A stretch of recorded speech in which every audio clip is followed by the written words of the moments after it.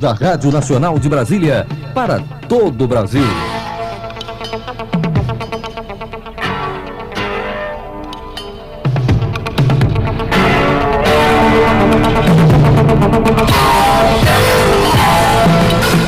Quarta-feira, 2 de junho de 1999. Boa noite. Amanhã é feriado nacional, dia de Corpus Christi. Como sempre acontece, o movimento nas estradas já é grande e a Polícia Rodoviária Federal iniciou um esquema especial para dar mais segurança aos motoristas. Boa noite. Em Brasília, 19 horas.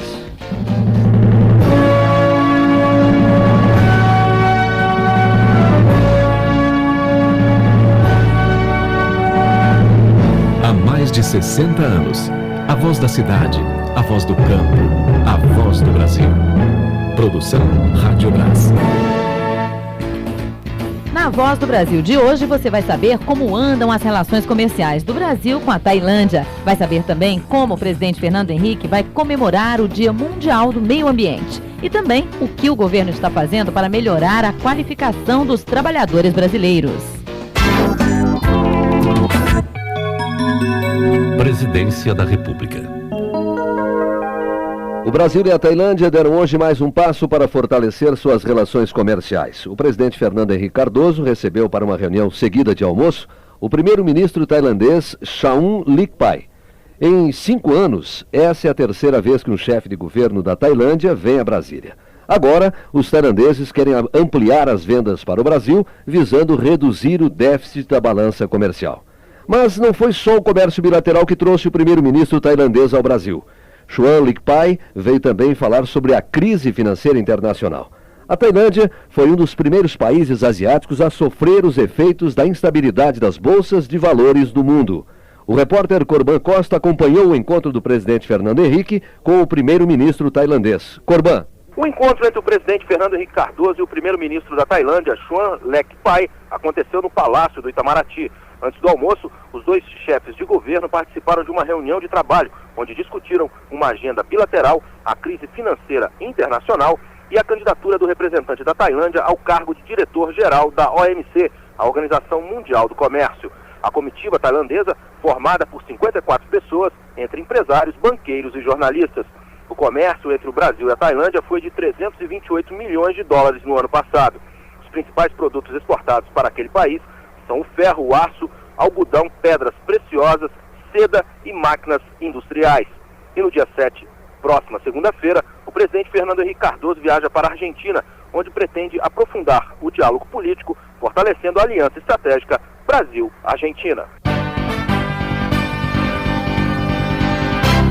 No ano passado, o governo qualificou 2.400.000 trabalhadores em todo o país por meio de cursos profissionalizantes. Este ano, a meta é beneficiar 3 milhões de pessoas. Mas como está a situação desses trabalhadores que fizeram os cursos? Será que valeu a pena? Estão empregados? O dinheiro foi bem aplicado pelos estados e centrais sindicais? Para ter estas respostas, o Ministério do Trabalho contratou o IPEA, que é um Instituto de Pesquisas Econômicas Aplicadas. A repórter Cristina Guimarães diz agora o que o Ministério pretende com isso. Cristina. O interesse do Ministério do Trabalho é manter um nível de qualidade destes cursos, que, segundo o ministro Francisco Dornelles, é um instrumento de geração de emprego. O ministro assinou nesta quarta-feira um protocolo de intenção com o Instituto de Pesquisas Econômicas Aplicadas, o IPEA, para avaliar os cursos de qualificação profissional. O objetivo é saber se esses cursos estão realmente qualificando os trabalhadores, se eles estão conseguindo emprego e como está a aplicação do dinheiro.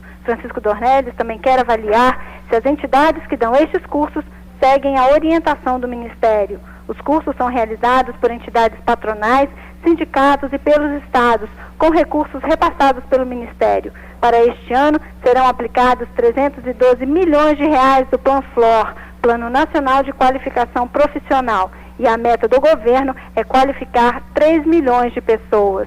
No Amapá, o governo vai investir neste ano R$1 milhão no treinamento de trabalhadores. Repórter Sandra Barros. Até o final do ano, 6.500 trabalhadores vão frequentar cursos profissionalizantes no Amapá. A meta é da Secretaria Estadual de Trabalho e Cidadania, que, em parceria com o Sistema Nacional de Emprego, vai desenvolver no Estado o projeto de qualificação profissional. A verba garante a realização de cursos na capital e no interior. O trabalhador recebe vale transporte para garantir a conclusão do treinamento e, com a qualificação, uma vaga no mercado de trabalho. A taxa de desemprego no Amapá varia de 4% a 5%, média que se mantém nos últimos 3 anos. Segundo Emmanuel de Oliveira, chefe do setor de intermediação e seguro-desemprego, o Cine Amapá treina com recursos do Ministério do Trabalho 5% da população economicamente ativa, que varia em torno de 120 mil pessoas.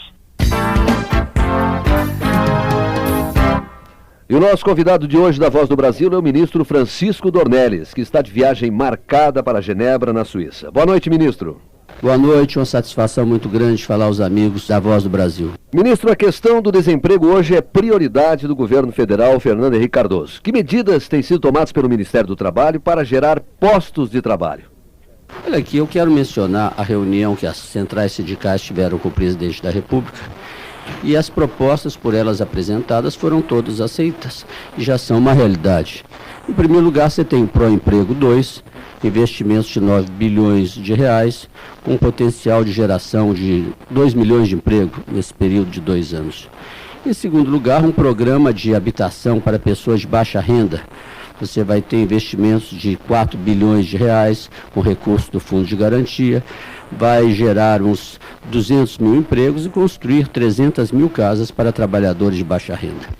Em terceiro lugar, eu queria mencionar a agilização das operações do Progera e do Pronaf destinados à agricultura para pessoas de baixa renda, para pessoas que realmente precisam obter esses recursos e que a Caixa Econômica e o Banco já estão acionando para a agilização dessas operações, o que deve ocorrer num prazo bastante curto. Ministro, e como é que vai ser aplicado o programa de capacitação? Que benefícios ele vai trazer realmente para o trabalhador brasileiro? O programa de capacitação já foi aprovado, com a presença muito grande das forças sindicais. Vamos capacitar esse ano 4 milhões de pessoas, 3 milhões de pessoas garantidas, podendo ir a 4. E isso é muito importante para chegar ao mercado do trabalho. Ministro, e existem programas especiais aí para os desempregados do Nordeste? E agora vamos lançar brevemente o ProTrabalho 2, que é um investimento feito com o Banco do Nordeste, um programa com o Banco do Nordeste, voltados para microempresas daquela região, com investimentos de 300 milhões de reais, e que constitui um passo muito grande para aumentar o nível de emprego daquela região. Ministro, e o desemprego está diminuindo? Dados divulgados essa semana última pelo IBGE mostram que a taxa de desemprego já dá sinais de queda, ou seja, já existe uma retomada do crescimento e isso é um dado bastante positivo. O senhor vai chefiar uma missão brasileira à Organização Internacional do Trabalho, a OIT, lá em Genebra, na Suíça. Qual é a sua expectativa com relação a essa reunião? É que o Brasil vai tomar uma posição bastante firme na defesa dos direitos dos trabalhadores, contra qualquer tipo de trabalho escravo, contra qualquer tipo de trabalho forçado. Vamos defender a erradicação do trabalho infantil, dando treinamento, defendendo que as crianças têm que receber educação, escola, tratamento de saúde. E o Brasil, pela primeira vez, pode chegar ao OIT e dizer que todas as propostas, as mais avançadas na área social, foram atendidas pelo governo brasileiro. Ministro, alguma outra meta do governo nessa tentativa de geração de emprego? A grande meta do governo do presidente Fernando Henrique é o crescimento econômico e a geração de empregos. Essa meta vai ser perseguida. Nós vamos realizar no final de junho uma nova reunião com as centrais sindicais, pedindo que elas tragam sugestões para nós reformularmos a nossa política de emprego. Ministro, uma boa noite para o senhor e obrigado pela participação aqui na Voz do Brasil. Obrigado. Momento Criança. Crianças deficientes ganham tratamento especial em Recife. Elas passam a contar com um centro de reabilitação. A iniciativa é da Associação dos Amigos das Crianças Deficientes. O centro pretende atender 250 crianças e adolescentes por dia. Agora são 7h09. Nós vamos fazer um pequeno intervalo e voltamos já já com notícias sobre a inflação. Aguarde só um instante. 400 professores de escolas públicas de todo o país já estão preparados para usar o computador na sala de aula. A meta do Ministério da Educação é contar com 2.500 professores capacitados até o fim deste ano. Os professores treinados vão poder aproveitar ao máximo os recursos da informática para enriquecer suas aulas e facilitar a aprendizagem dos alunos. O Brasil apostou para a educação. O Programa Nacional de Informática na Educação já instalou laboratórios em escolas públicas de vários estados. No Tocantins, o primeiro laboratório de informática começou a funcionar agora na Escola Estadual Criança Esperança, em Palmas. Os 30 computadores do laboratório vão ajudar na aprendizagem dos alunos de 5ª a 8ª série. E a herança pros nossos filhos, bem maior do coração. Ministério da Educação, Governo Federal. A voz do Brasil. Rádio Brás.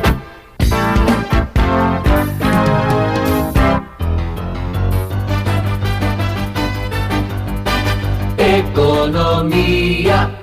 Os preços baixaram e o custo de vida em São Paulo ficou mais barato em maio. Isto porque o índice de preços ao consumidor, calculado pela FIPE, fechou com a deflação de 0,37%. Esse resultado é ainda mais expressivo se for comparado ao índice de abril, que registrou 0,47%. Os preços dos alimentos foram os maiores responsáveis pela queda da inflação em São Paulo. O governo de Pernambuco não vai ser prejudicado porque está na lista negra de devedores do Banco Central.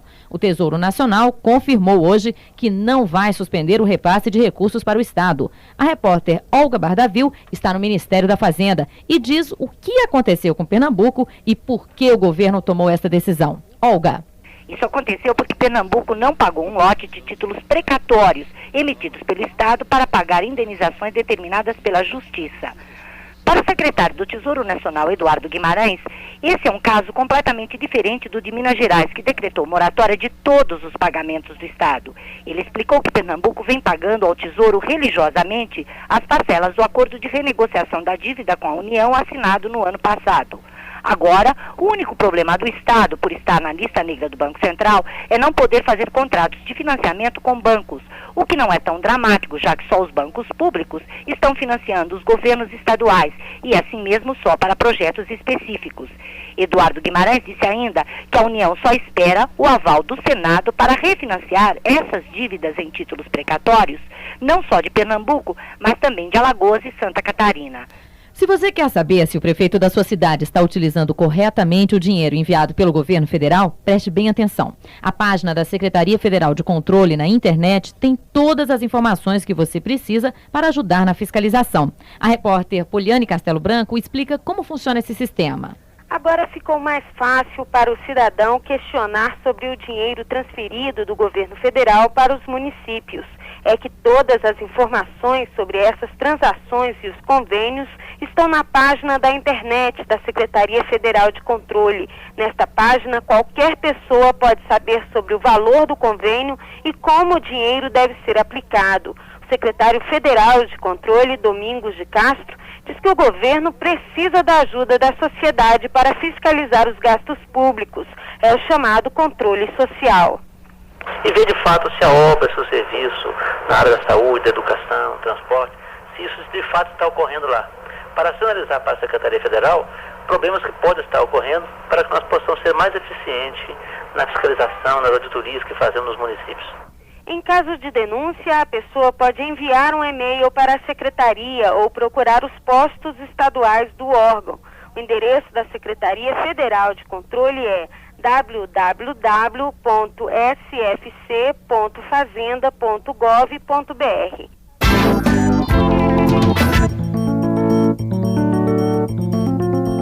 Você vai saber agora as cidades selecionadas para receber as cestas de alimentos do Programa de Combate aos Efeitos da Seca. São mais de 28.800 famílias que vão receber as cestas. Na Paraíba, 10 cidades foram selecionadas. São elas: Alagoas Grande, Algodão de Jandaíra, Bananeiras, Barra de Santa Rosa, Bom Jesus, Borborema, Damião, Lagoa Seca, São João do Rio do Peixe e também a cidade de Sossego. No Ceará é Missão Velha, em Pernambuco, Passira, e no Rio Grande do Norte, Pau dos Ferros. As famílias que vão receber as cestas de alimentos foram selecionadas pela Comissão Municipal, que é formada por representantes de igrejas, sindicatos, associações, prefeitura e também Câmara de Vereadores. Qualquer problema com a distribuição das cestas, fale com o seu representante na comissão ou telefone para a Sudene. O telefone, anote aí, é o 0800 81 2666. Vou repetir, 0800 81 2666. A ligação é gratuita e todas as denúncias são mesmo investigadas pelo Ministério Público. Política. O mês de julho vai ser de pouco trabalho no Congresso Nacional. O líder do governo no Senado disse que os parlamentares não deverão ser convocados. Os trabalhos vão ficar restritos às comissões. Repórter Lima Rodrigues. O governo não pretende convocar o Congresso Nacional durante o recesso de julho. A informação é do líder do governo no Senado, senador Fernando Bezerra, acrescentando que isso não impede que as reformas tributária e do judiciário tenham tramitação no âmbito das comissões. De acordo com ele, serão desenvolvidos trabalhos internos nas comissões, conforme um acerto entre os presidentes e relatores das reformas tributária e do judiciário. O relatório do deputado Aloysio Nunes Ferreira, do PSDB de São Paulo, sobre a reforma do Poder Judiciário, deve ser votado em primeiro turno no plenário na última semana deste mês. Já o relatório do deputado Mussa Demes, do PFL do Piauí, sobre a reforma tributária, só deve ser votado na comissão no segundo semestre. Em Brasília, 7h16, o Dia Mundial do Meio Ambiente vai ser comemorado pelo presidente Fernando Henrique no meio da floresta amazônica. Depois do intervalo, você vai saber tudo sobre a comemoração. Aguarde um minutinho só. O serviço mais rápido, eficiente, moderno e informatizado das novas agências da Previdência Social chega a Goiás. Já está funcionando no Shopping Flamboyant, em Goiânia, uma nova agência para facilitar a vida dos goianos. E em todas as novas agências da Previdência Social que vêm sendo inauguradas pelo país, o segurado encontra o Prev Fácil. Um quiosque de autoatendimento, tipo caixa eletrônico, onde a gente faz tudo sozinho. A Previdência Social está melhorando tanto que já tem até ouvidoria. Quando for preciso, recorra à ouvidoria, assim como fez seu Celso Pampuri, de Itatiaia, no Rio de Janeiro. Ele escreveu para a ouvidoria para resolver um problema dele de pecúlio, que se arrastava há mais de um ano. Em um mês, estava tudo solucionado. Não só resolvi o meu problema, no bojo da solução, né, no reboque, veio mais 14 ou 15 pessoas. Para falar com a ouvidoria, é só ligar de graça para o Previfone no 0800 780191. Ministério da Previdência e Assistência Social. A gente está onde o Brasil mais precisa. Governo Federal. A voz do Brasil. Rádio Brás. Meio Ambiente. Sábado é o Dia Mundial do Meio Ambiente. E para comprovar que a Amazônia merece uma atenção especial, o governo vai realizar uma solenidade no meio da floresta. Vai ser na cidade de Tefé, que tem 70 mil habitantes e está a 600 quilômetros de Manaus. Para chegar lá só de avião ou então de barco. Até o presidente da República vai estar presente. Ele vai assinar um decreto transformando a reserva de Mamirauá em Instituto de Pesquisa Científica. O repórter Nelson Mota já está lá em Tefé. Nelson. A reserva de Mamirauá foi criada em 1990 e tem 1 milhão e 100 hectares de extensão. Ela é uma das últimas áreas de floresta alagada da Amazônia.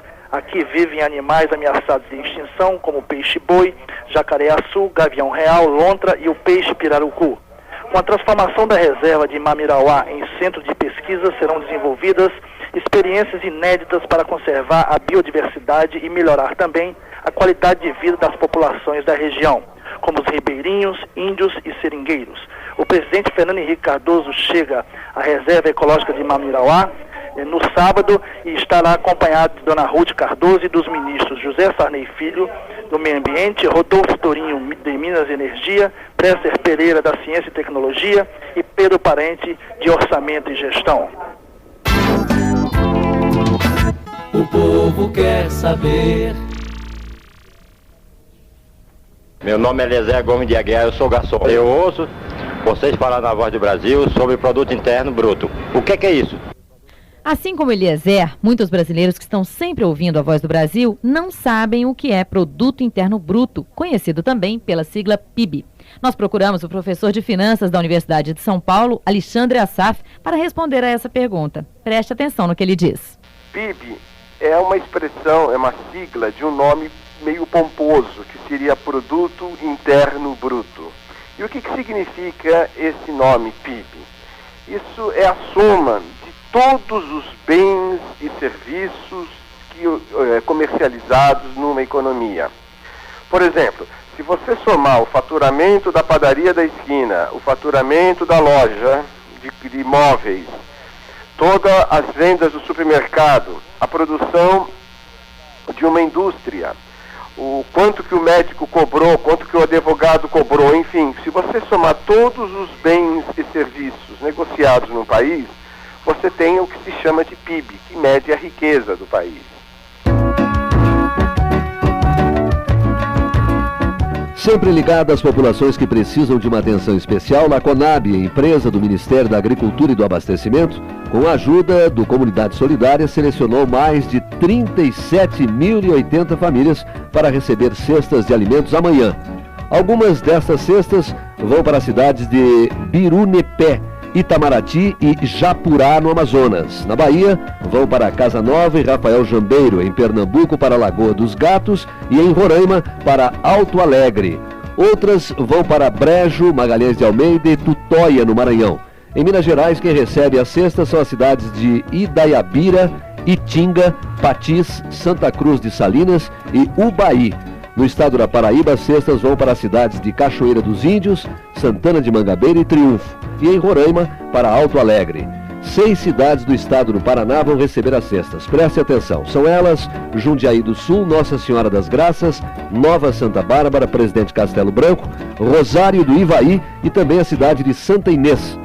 Outras 5 cidades do Piauí também vão receber: Batalha, Brasileira, Campo Largo do Piauí, Morro do Chapéu do Piauí e também Porto. Repetimos, são mais de 37.000 cestas que serão distribuídas amanhã. Qualquer coisa errada na distribuição, ligue para o número 0800 61 1995. Esse número é da Central de Atendimento do Ministério da Agricultura. A ligação, você já sabe, é de graça. Se você preferir, fale diretamente com o representante da Comissão Municipal. Fiscalizando, você ganha e ainda ajuda o trabalho da Conab e também do Comunidade Solidária. Ajuda também o Brasil a melhorar.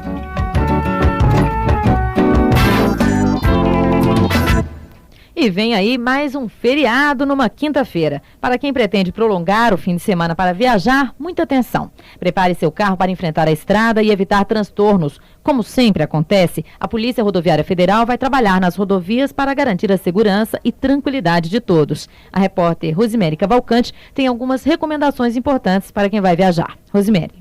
A Polícia Rodoviária Federal vai estar de olho nos equipamentos obrigatórios como triângulo, macaco e chave de roda e no estado geral do veículo, incluindo pneus e parte elétrica. É proibido tomar bebidas alcoólicas antes e durante a viagem. Os agentes vão utilizar 1000 bafômetros e 1000 radares na fiscalização. A Polícia Rodoviária Federal alerta aos motoristas que evitem ultrapassagens perigosas e respeitem o limite de velocidade da rodovia, porque os radares estarão registrando esse tipo de infração.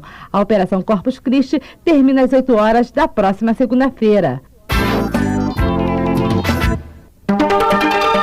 O tempo no Brasil. O feriado de Corpus Christi vai ser com sol na maior parte do país. A previsão do tempo com a meteorologista Jaqueline Neto, do Centro de Estudos Climáticos do INPE. Na faixa litorânea das regiões sul e sudeste, terá maior nebulosidade no período da manhã. Nas primeiras horas do dia, deverão ocorrer nevoeiros isolados em grande parte da região sul e sudeste, com exceção da faixa litorânea. Na madrugada de quinta-feira, também deverá ocorrer geada nas serras gaúchas e catarinense. As temperaturas permanecerão amenas na maior parte do centro-sul do país. A máxima ficará em torno de 27 graus em Brasília, 22 graus em São Paulo e 19 graus em Porto Alegre. Na região norte, o céu estará nublado, sujeito a pancadas de chuva no setor norte. Também deverá chover na faixa litorânea norte da região nordeste.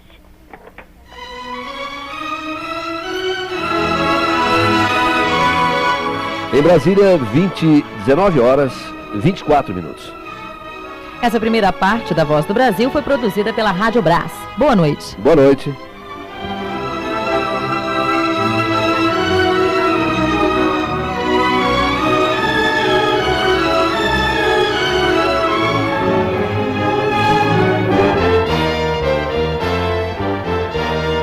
Você vai ouvir agora as notícias do Poder Judiciário. Na primeira sessão plenária presidida pelo ministro Carlos Veloso, o Supremo Tribunal Federal manteve hoje, por maioria de votos, liminares da Justiça do Mato Grosso do Sul, que suspendem a cisão da Companhia Energética do Estado de São Paulo, CESP. A empresa planeja criar 3 geradoras em leilões de privatização a partir do mês de julho. O processo de cisão, no entanto, está suspenso até a palavra final do Supremo. O ministro Otávio Galotti vai solicitar os processos da Justiça do Mato Grosso do Sul para que o STF avalie se mantém ou não as liminares. Por 9-1, o STF entendeu que há conflito de interesses entre os estados de Mato Grosso do Sul e São Paulo na privatização da empresa. Pela Constituição, é do Supremo a competência para solucionar a questão. O ministro Celso de Mello, do Supremo Tribunal Federal, concedeu liminar hoje em favor do advogado Luiz Carlos Barretti Júnior. Ele suspendeu a busca e apreensão e a quebra dos sigilos telefônico, bancário e fiscal que haviam sido determinados pela CPI do Sistema Financeiro. No mandado de segurança, o advogado sustenta que a comissão teria praticado abuso de poder. No despacho, o ministro informou que a medida liminar terá validade, em princípio, até a prestação de informações ao STF, pelo presidente da CPI, senador Belo Parga. Celso de Mello ressaltou também que as CPIs, no desempenho de seus poderes de investigação, somente podem exercer as atribuições investigatórias que lhes são inerentes, desde que o façam nos mesmos termos e segundo as mesmas exigências que a Constituição e as leis da República impõem aos juízes. O ministro Nery da Silveira é o relator do recurso apresentado no Supremo Tribunal Federal pelo juiz Nicolau dos Santos Neto. O ministro vai examinar o pedido de liminar requerido em mandado de segurança pelo ex-presidente do TRT de São Paulo contra a CPI do Judiciário, que investiga irregularidades na construção da sede do tribunal.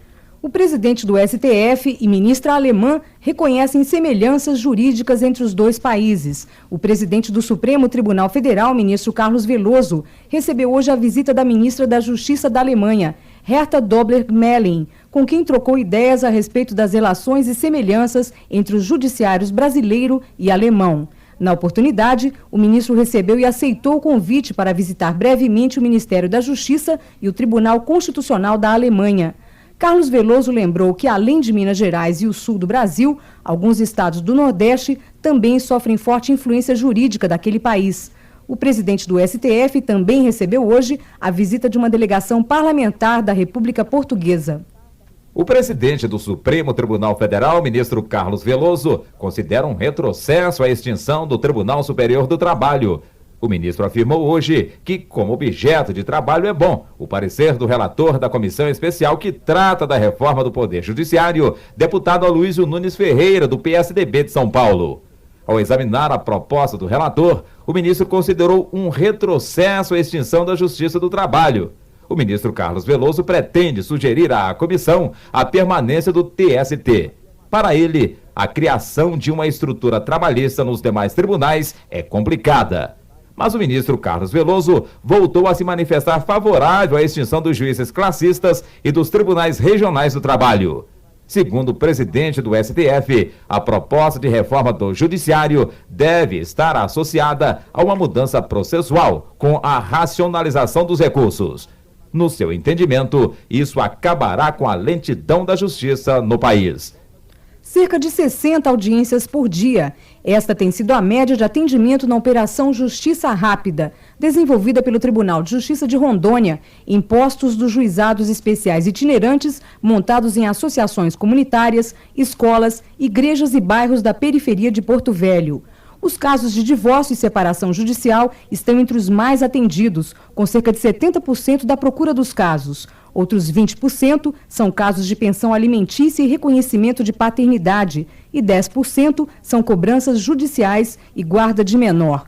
O presidente do tribunal, desembargador Eliseu Fernandes de Souza, disse que na Operação Justiça Rápida, além dos casos previstos na Lei dos Juizados Especiais, são atendidos também pedidos de registro e expedição de certidões de nascimento e óbito.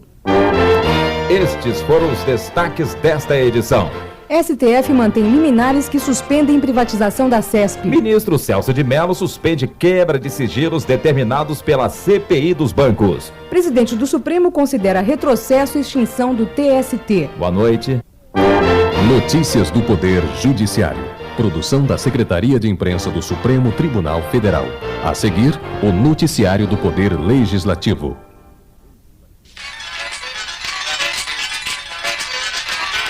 Jornal do Senado. Procurador afirma que Mark e Fonte Sindan enviaram mais de 600 milhões de reais para o exterior. Reforma do Judiciário deve ser concluída até o final do ano, prevê Antônio Carlos Magalhães. A CPI do Sistema Financeiro vai investigar a remessa de 602 milhões de reais que os bancos Mark e Fonte Sindan fizeram para o exterior entre 1996 e o início deste ano. O dinheiro saiu por meio das contas CC5, que permitem a brasileiros que moram no exterior ou a estrangeiros enviar recursos para fora do país. A reportagem é de Larissa Bortoni. O procurador da República no Paraná, Celso Antônio Treis, revelou à CPI que o Mark e o Fonte Sindan mandaram para fora do país 602 milhões de reais nos últimos 2 anos. A CPI decidiu pedir, mais uma vez, ao Banco Central todos os dados sobre a remessa de recursos para o exterior por intermédio das contas CC5. Para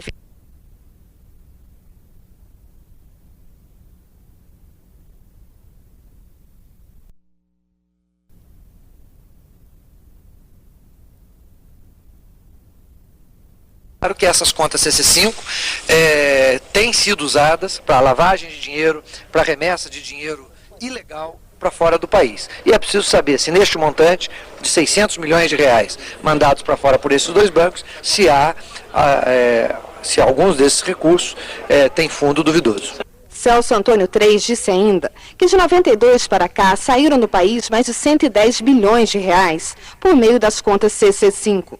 Deste total, 103 bilhões são de pessoas jurídicas e 7 bilhões e meio de pessoas físicas. Celso Treis avalia que pelo menos 5 bilhões saíram de contas de laranjas. Também ficou decidido que o relatório preliminar, que seria divulgado nesta quarta-feira, sobre a ajuda de mais de 1,5 bilhão de reais do Banco Central ao Mark e ao Fonte Sindan, só deverá ficar pronto na semana que vem. Segundo o relator, João Alberto, é preciso mais tempo para concluir as investigações. O senador Álvaro Dias alertou que a classe política tem que fazer alguma coisa para melhorar a imagem junto à população. Segundo ele, uma pesquisa do Instituto Vox Populi revelou que o brasileiro vê os políticos como preguiçosos, desonestos e incompetentes. Diante dessa situação, Álvaro Dias está propondo a reforma do Legislativo. Ele sugere a redução do número de deputados federais em 21%. Com isso, o número de deputados estaduais e de vereadores também seria reduzido. Álvaro Dias alega que a medida vai permitir uma economia de 700 milhões de reais por ano, além de valorizar o poder legislativo e a classe política.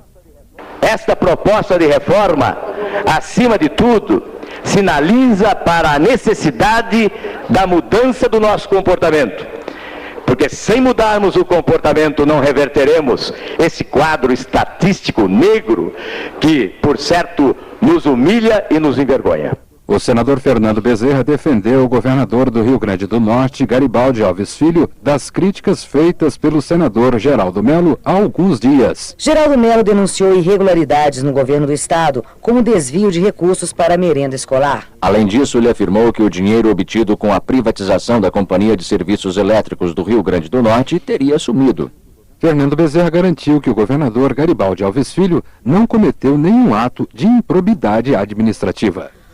O senador explicou que os recursos da privatização foram aplicados em obras contra a seca, como a implantação do maior programa de abastecimento de água no Nordeste.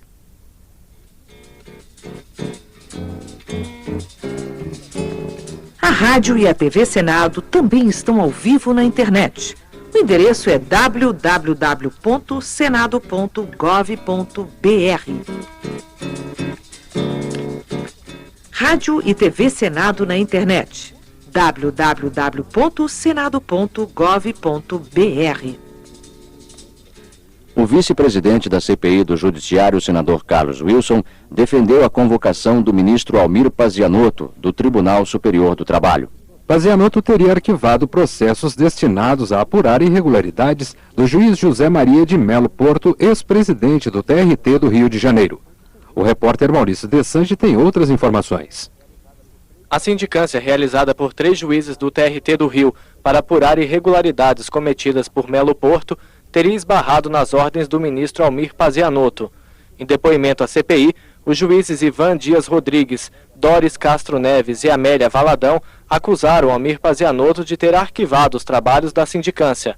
Para o vice-presidente da CPI, Carlos Wilson, o ministro Pazianotto deve ser convocado a depor. Mas antes, o senador quer ouvir a versão do juiz Melo Porto sobre as acusações. Olha, eu acho que o ministro Pazianotto é que já devia ter se colocado à disposição da própria CPI. Nós vamos ouvir ainda o juiz Melo Porto, que é o principal acusado de algumas irregularidades no TRT do Rio de Janeiro, e a partir daí podemos também chamar, e devemos chamar, se dependesse da minha opinião, o ministro Almir Pazianotto. E a reforma do Judiciário deverá estar concluída no final do ano. A previsão foi feita hoje pelo presidente do Senado, Antônio Carlos Magalhães. Repórter Patrícia Novaes. Ele disse que os trabalhos da CPI vão contribuir para a reforma. O senador afirmou que não vê nenhum problema no fato do relatório da reforma do Judiciário na Câmara estar concluído antes do relatório da CPI do Senado, que investiga irregularidades na Justiça. Muitos dos assuntos estão de acordo já com o que está sendo aprovado na CPI e, mais ainda, a CPI, quando terminar, vai participar ativamente da reforma judiciária, seja na Câmara, seja no Senado. O presidente do Congresso criticou a posição da Ordem dos Advogados do Brasil, que não concorda com o controle externo ao Poder Judiciário. Ele disse que a posição tem a marca do corporativismo. Sobre o processo de impeachment contra o presidente Fernando Henrique Cardoso, que a oposição tenta levar adiante, Antônio Carlos Magalhães disse que é o maior erro político que se pode cometer. Mas tem um lado positivo. Segundo ele, vai ser bom porque vai reabilitar a popularidade do presidente Fernando Henrique Cardoso. O senador Tião Viana cobrou do governo um plano efetivo de combate à AIDS. Tião Viana também acha que as igrejas e os meios de comunicação deveriam ter uma participação mais atuante na luta contra a doença. Não dá para entender uma presença tão distante das igrejas em relação ao combate efetivo do vírus da AIDS. Os meios de comunicação, se não é pela venda de serviço a órgãos públicos ou a entidades privadas, não tratam de um debate dessa importância. O senador Silva Júnior tomou posse hoje no lugar de Ronaldo Cunha Lima, que está licenciado por motivo de saúde. Silva Júnior pediu a concretização do projeto de transposição das águas do Rio São Francisco. Ele lembrou que essa é uma das propostas defendidas pelo senador Ronaldo Cunha Lima. Serei guardião na suplência das propostas do pensamento do senador Cunha Lima, junto aos companheiros de bancada Ney Suassuna e o Wellington Roberto. Nesta casa, prometo permanentemente vigilância aos assuntos do interesse do nosso Estado. E a secretária de Administração, Cláudia Costin, vai comparecer à Comissão de Assuntos Econômicos para explicar os novos pontos da reforma administrativa que o governo quer implantar. A comissão também aprovou a indicação do advogado Mércio Felski para o Conselho Administrativo de Defesa Econômica, o CAD. O repórter Jorge Cardim acompanhou a reunião e tem outras informações. Mércio Felski é conselheiro do CAD desde junho do ano passado. Está sendo reconduzido para o cargo por um novo mandato de 2 anos. Ele é advogado com especialização em direito comercial e tem ampla experiência profissional. Durante a sabatina, o conselheiro fez um balanço de sua participação no CAD e disse que sua prioridade é atuar no combate às práticas abusivas de empresas. O presidente da comissão, senador Ney Suassuna, destacou a competência de Mércio Felski e anunciou que também vai convidar o presidente do CAD, Gersner Oliveira, para debater a atuação do Conselho na garantia da livre concorrência entre as empresas. Suassuna falou sobre a importância do trabalho do Conselho. O CAD hoje tem um papel relevante numa hora em que a economia se torna mais complexa. É o CAD hoje que cuida de desmontar os monopólios ou combater qualquer ação que seja lesiva à sociedade. Segundo Suassuna, as audiências com a secretária de administração e com o presidente do CAD devem ocorrer ainda na primeira quinzena deste mês. Presidiram a sessão de hoje os senadores Antônio Carlos Magalhães, Geraldo Melo, Ademir Andrade e Marluce Pinto. Termina aqui o Jornal do Senado. Ouça agora as notícias da Câmara dos Deputados. Boa noite. Jornal Câmara dos Deputados. Atividade dos deputados federais em Brasília.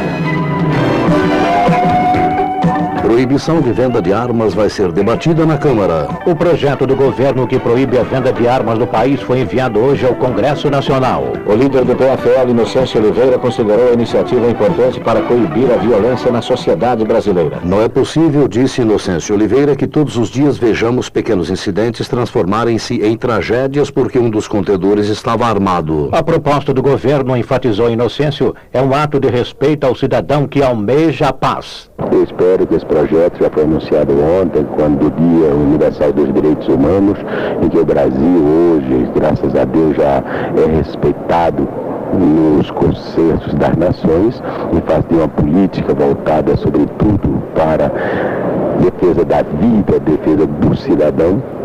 Eu, que fui no meu último ato de presidente da Câmara, no dia 31 de janeiro de 1995, às 21 horas, criei a Comissão de Direitos Humanos. Fico muito feliz que o Brasil persiga essa paz, sobretudo porque nós entendemos que só com paz, com tranquilidade, é que poderemos chegar ao grande caminho de uma extraordinária nação. Líderes debatem decisão do presidente da Câmara. Ao comentar a decisão do presidente da Câmara de indeferir a representação contra o presidente Fernando Henrique Cardoso, José Genuíno, do PT, ressaltou que a oposição cumpriu seu dever legal e político. A oposição apresentará recurso contra a decisão, informou Genuíno, frisando que a bancada oposicionista não foi autora dos grampos, nem de sua divulgação e que não investigar os fatos é uma temeridade. O líder do governo na Câmara, Arnaldo Madeira, entretanto, apoiou a decisão do presidente da Casa, Michel Temer, em rejeitar o processo de crime de responsabilidade contra o presidente da República. Arnaldo Madeira disse que os partidos aliados querem discutir com a oposição temas de relevância para o desenvolvimento nacional, como os que se encontram em pauta na Câmara. Inocêncio Oliveira, do PFL de Pernambuco, por sua vez, destacou que o processo de privatização da Telebrás foi claro e que o presidente da República apenas se manifestou em defesa do interesse público. Inocêncio Oliveira acrescentou que os partidos de oposição deveriam averiguar como foi feito o grampo na sede do BNDES, pois, segundo ele, o episódio representa uma ameaça aos cidadãos que também podem ter violado a sua privacidade. Lincoln Portela, do PSD Mineiro, ironizou as declarações do presidente da República em entrevista à Rede Bandeirantes. As pesquisas já começaram a registrar a rejeição do povo aos atos do presidente da República,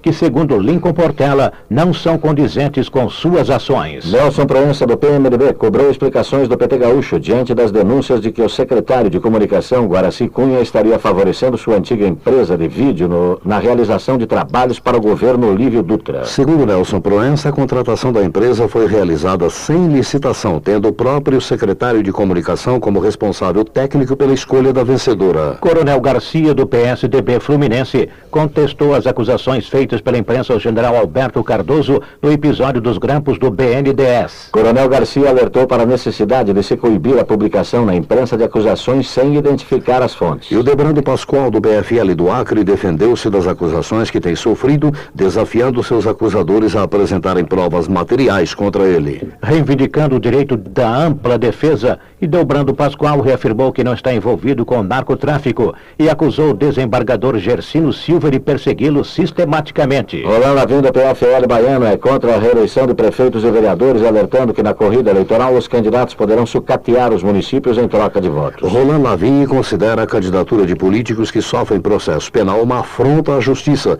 citando o caso do ex-prefeito de Ilhéus, Jabes Ribeiro, que responde a processo por corrupção. Carlito Mers, do PT, criticou o senador Jorge Borhausen e o governador Espiridião Amin de Santa Catarina de articularem a liberação do precatório bloqueado. Carlito Mers aguarda a decisão do Senado, que analisará se os recursos dos títulos considerados ilegais pela CPI dos precatórios serão liberados, fato de antemão condenado pelo deputado. Regis Cavalcante, do PPS, também espera a conclusão do Senado sobre a liberação dos títulos que, conforme o deputado, levou Alagoas à paralisia da máquina pública. Regis Cavalcante lamentou ainda a falência do setor sucro-alcooleiro, que provocou o desemprego de 150 mil trabalhadores em Alagoas.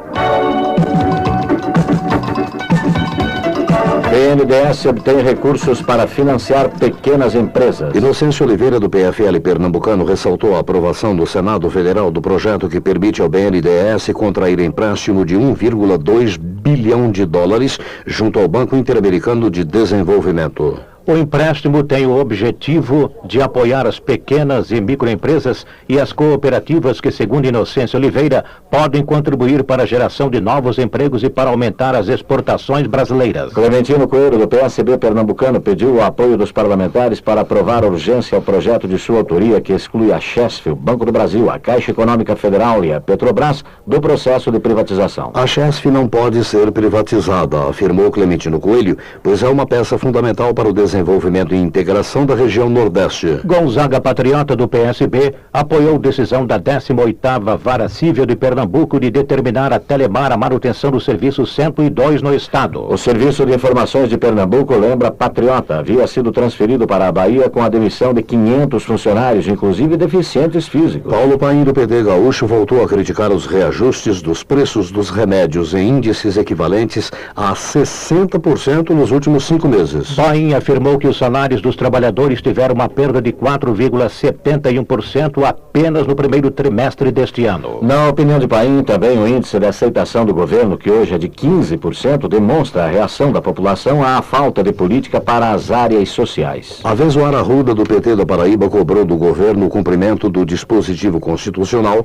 que obriga a revisão anual dos salários dos servidores públicos. A Venzoar Arruda acredita, entretanto, que o governo vai alegar defesa do interesse público para não cumprir a determinação legal. Geraldo Simões, do PT da Bahia, criticou a intenção do governo de colocar em disponibilidade os servidores públicos que não apresentarem bom desempenho. Geraldo Simões afirmou que o governo não deveria culpar os funcionários públicos por sua própria inoperância. Nelson Pellegrino, do PT, propôs a criação de frentes de trabalho na Bahia como forma de reduzir o desemprego no estado. A cidade de Salvador detém o maior índice de desemprego do país e o governo estadual nada vem fazendo para reverter esse quadro, concluiu Pellegrino. Luiz Sérgio, do PT Fluminense, pediu que os ministros da Saúde e da Previdência encontrem soluções para os trabalhadores da CSN que tiveram contato com gás venenoso. Eles receberam alta do INSS, disse Luiz Sérgio, mas a empresa não os aceita de volta por não estarem aptos para o trabalho. Bispo Vanderval, do PL Paulista, requereu a audiência pública da Comissão de Ciência e Tecnologia, Comunicação e Informática para investigar a atitude do SBT com os ex-funcionários da TV Tupi. Segundo o Bispo Vanderval, ao assumir a concessão da antiga TV Tupi, o SBT comprometeu-se a indenizar todos os funcionários da antiga emissora, mas só tem adotado medidas protelatórias. Aloísio Santos, do PSDB Capixaba, elogiou o governador José Inácio pela readmissão de 685 policiais militares que haviam sido dispensados por decisão judicial. Aloísio Santos lembrou que 2 policiais desse grupo foram responsáveis pela captura dos envolvidos na morte do prefeito de Cachoeiro do Itapemirim. José Carlos Elias, do PTB, anunciou que o governo investirá 60 milhões de reais na Rodovia do Sol, que liga Linhares à Conceição da Barra, no norte do Espírito Santo. Para Elias, a recuperação da estrada implementará o turismo no estado, que ocupa o 11º lugar entre os mais visitados do país, recebendo 1,5 milhão de turistas por ano. Pedro Fernandes, do PFL, solicitou ao Ministério dos Transportes a recuperação das BRs 222, 135 e 010 nos trechos que cortam o Maranhão. Pedro Fernandes sugeriu ainda ao Ministério da Saúde a implantação de um programa nacional de distribuição de cloro para as regiões que não tenham acesso à água potável. Carlito Mers, do PT catarinense, defendeu o projeto de sua autoria que prevê a realização de concurso público para preenchimento das vagas de ministro dos Tribunais de Contas Estaduais e da União. Carlito Mers acredita que somente com essa medida os ministros ficarão livres de pressões políticas para julgar os atos do Executivo. Marçal Filho, do PMDB do Mato Grosso, condenou mudanças que provoquem demissões e queda de qualidade nos serviços prestados pela empresa brasileira de Correios e Telégrafos. Marçal Filho enfatizou que os índices de eficiência dos Correios hoje superam inclusive serviços postais prestados na União Europeia.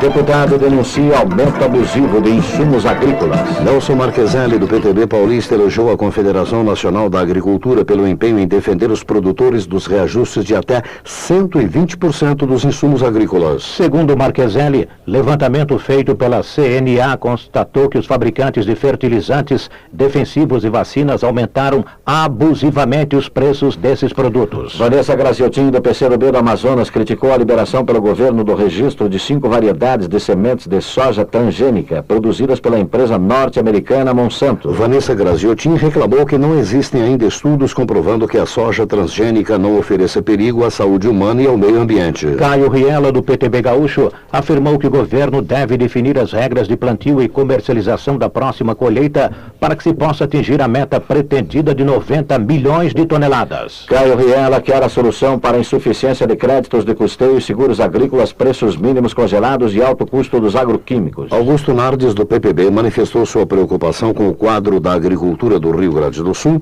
propondo a criação de linhas especiais de crédito para apoio aos produtores vítimas da seca e uma política agrícola que estimule a produção nacional. Murilo Domingos, do PTB Mato Grossense, considerou a agricultura como uma alternativa para combater a fome e absorver a mão de obra disponível. Murilo Domingos apontou contribuições resultantes da inclusão da agricultura na rodada Brasil-Uruguai com a ampliação da proteção de mercados e o aumento de subsídios para o setor. Pelo PPS, João Herman Neto solidarizou-se com os canavieiros que protestam contra a desativação do Proálcool e apontou o desinteresse das montadoras em aplicar novas tecnologias em carros movidos a álcool. Para João Herman Neto, o Ministério do Desenvolvimento não tem uma política de restabelecimento para o Proálcool, mesmo com a conclusão favorável de estudos feitos pelo governo. Roberto Pessoa, do PFL, pediu à Conab a compra da produção agrícola do Ceará, que alcançou 850 mil toneladas de grãos, apesar das baixas reservas hídricas. Roberto Pessoa lamentou ainda o falecimento do ex-prefeito de Sobral, José Prado, destacando sua atuação política. Doutor Rosinha, do PT do Paraná,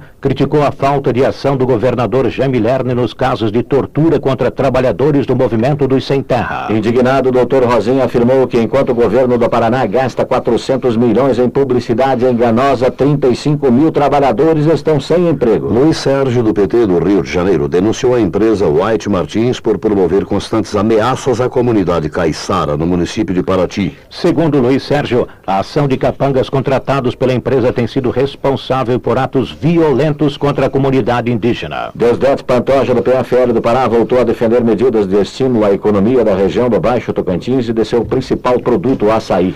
Deusdete Pantoja alertou que o Pará ostenta índices alarmantes de concentração de renda e péssimos indicadores sociais. Paulo Rocha, do PT, defendeu a geração de empregos no Pará, alertando, porém, para a necessidade de adotar medidas que evitem a devastação da floresta amazônica. Paulo Rocha ressaltou que o setor madeireiro é responsável por 85% da exploração dos recursos florestais no estado. João Magno, do PT de Minas, declarou que o debate que começou a ser estabelecido pelo ministro do Meio Ambiente ainda não é suficiente para solucionar os problemas do país. Magno pediu atenção especial para o saneamento dos municípios, onde muitas vezes os rios que cortam as cidades transformam-se em esgotos a céu aberto. Renildo Leal, do PTB do Pará, reclamou que o IBAMA tem se transformado em um órgão arrecadador e pouco preocupado com o desenvolvimento de uma política ambiental. Serafim Venzon, do PDT catarinense, criticou o Banco Central pela proibição da formação de cooperativas mistas de crédito. Venzon salientou que as maiores economias do mundo na atualidade sempre apoiaram o sistema cooperativo. Educação em debate na Câmara. Doutor Heleno, do PSDB do Rio de Janeiro, parabenizou o presidente Fernando Henrique e o ministro da Educação, Paulo Renato, pela implantação da reforma do ensino médio. Confiante no programa a ser desenvolvido pelo MEC, Dr. Heleno destacou que a Unesco e o Banco Mundial reconhecem a reforma como uma das mais avançadas do mundo em benefício dos alunos e do desenvolvimento do país. Walter Pinheiro, do PT da Bahia, por sua vez, solidarizou-se com estudantes da Universidade Estadual da Bahia que reivindicam mais recursos para a melhoria do ensino na instituição. Walter Pinheiro ressaltou que há muitas promessas, mas que os recursos não chegam e, com isso, os estudantes do interior baiano continuam sem atendimento adequado. Pompeu de Matos, do PDT gaúcho, repudiou a intenção do governo de transferir a responsabilidade das pesquisas para os estados. Pompeu de Matos alertou que no Rio Grande do Sul seriam necessários 20 milhões de reais aos investimentos em pesquisa, o que significa duplicar o orçamento do estado para o setor. Gilmar Machado, do PT Mineiro, refletindo sobre a violência nas escolas, relatou que em Belo Horizonte este ano foram registradas 70 ocorrências entre o uso de bombas e porte de armas. Gilmar Machado acredita que a violência escolar não deve ser analisada superficialmente, apenas como um caso de polícia, mas como um reflexo de uma sociedade em crise. André Benassi, do PSDB paulista, cobrou o rigoroso combate ao consumo de drogas, que considera um dos maiores flagelos da atualidade. André Benassi apontou a droga como propulsora da violência e defendeu o trabalho preventivo nas escolas, como o que desenvolveu em sua gestão na Prefeitura de Jundiaí, com resultados positivos. Dr. Hélio, do PDT paulista, relatou visita aos cursos de Química, Petroquímica e Meio Ambiente ministrados na Escola Técnica de Campinas. Dr. Hélio pediu ao governador de São Paulo para reconsiderar o decreto de contenção do déficit público que provocará a saída de professores das escolas técnicas. Dino Fernandes parabenizou o governador Garotinho pelo projeto Cidadão, destacando o SOS Odontologia, promovido pelo secretário da Defesa Civil, Paulo Santos. No último fim de semana, salientou Dino Fernandes, mais de 1.200 crianças de Irajá, no Rio, receberam atendimento dentário, coordenado pelo coronel bombeiro Dr. Fai, da Universidade de Campo Grande. Dr. Heleno, do PSDB do Rio de Janeiro, anunciou a implantação da Bolsa Escola pelo prefeito Zito, de Duque de Caxias. Para Dr. Heleno, a bolsa de um salário mínimo ajudará no sustento das famílias carentes, que estarão incentivadas a manter seus filhos na escola, contribuindo para reduzir a evasão escolar. Pedro Wilson reclamou que as mudanças na lei sobre as entidades filantrópicas prejudicam instituições que prestam atendimento às pessoas carentes, como as Santas Casas. A Frente Parlamentar em Defesa da Universidade Pública se reunirá no próximo dia 9 para tratar da autonomia universitária, informou Pedro Wilson, do PT Goiano. Simão Cecim, do PPB Fluminense, manifestou sua satisfação com o anúncio do governo de construir 50 novos presídios no Brasil, 4 deles no Rio de Janeiro. Os novos presídios, segundo Cecim, marcarão uma nova era para o sistema penitenciário brasileiro, pois serão dotados de toda a infraestrutura para reeducar e recuperar os presos. Paz Landim, do PFL do Piauí, registrou a condecoração do ministro Celso de Mello com a ordem do Congresso, atribuída à sua atuação digna e independente na presidência do STF. Paz Landim concordou ainda com o novo presidente do Supremo Tribunal, ministro Carlos Veloso, quando afirma que a crise do judiciário é de toda a sociedade e reflete as mudanças ocorridas no mundo. Hermes Parcianello, do PMDB do Paraná, voltou a defender proposta de sua autoria que institui a obrigatoriedade da assinatura do condutor nos autos de infração derivados de multa de trânsito. Parcianello afirmou que o rigor do novo Código Nacional de Trânsito não pode servir de instrumento para que administradores inescrupulosos fomentem a indústria da multa no país. Ronaldo Vasconcelos, do PL Mineiro, solicitou apoio ao projeto de sua autoria que proíbe ao motorista fumar enquanto dirige, lembrando os riscos desta prática para a segurança no trânsito. Sérgio Carvalho, do PSDB, reivindicou a imediata recuperação de estradas vicinais de Rondônia, que se encontram em péssimo estado de conservação, mas são essenciais para o escoamento de mercadorias. Ayrton Dipp, do PDT Gaúcho, defendeu o projeto de sua autoria que permite descontar do imposto de renda os gastos com remédios de uso continuado, além de óculos e lentes de caráter corretivo. Gilmar Machado, do PT Mineiro, lamentou o falecimento do pastor Jaime Wright, lembrando sua trajetória de defesa dos direitos humanos. Yara Bernardi, do PT Paulista, lembrou que o 28 de maio, Dia Internacional da Ação pela Saúde da Mulher, foi marcado por denúncias e reivindicações. Yara Bernardi destacou que a mortalidade materna no Brasil é 30 vezes maior que nos países desenvolvidos, assinalando ainda que a disseminação da AIDS, o câncer de colo uterino, além da gravidez na adolescência, são problemas que afligem as mulheres. Presidência.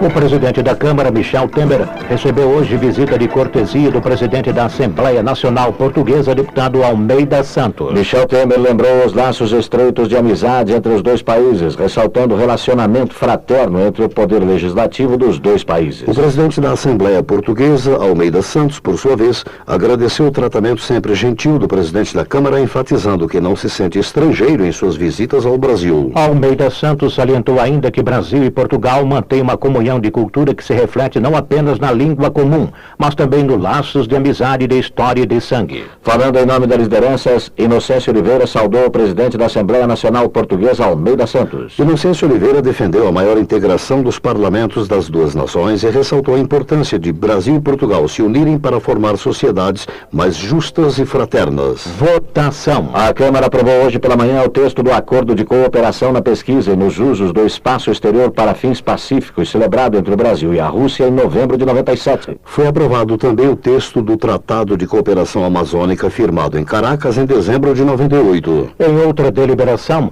o plenário aprovou com emenda o texto da Convenção sobre o Sequestro Internacional de Crianças. Os 3 acordos seguem agora para apreciação no Senado Federal. A sessão de hoje da Câmara foi presidida pelos deputados Michel Temer, Nelson Trade, Giovanni Queiroz, João Almeida, Paulo Delgado, Marçal Filho, José Roberto Batóquio e João Caldas. Final de mais uma edição de A Voz do Brasil. Boa noite.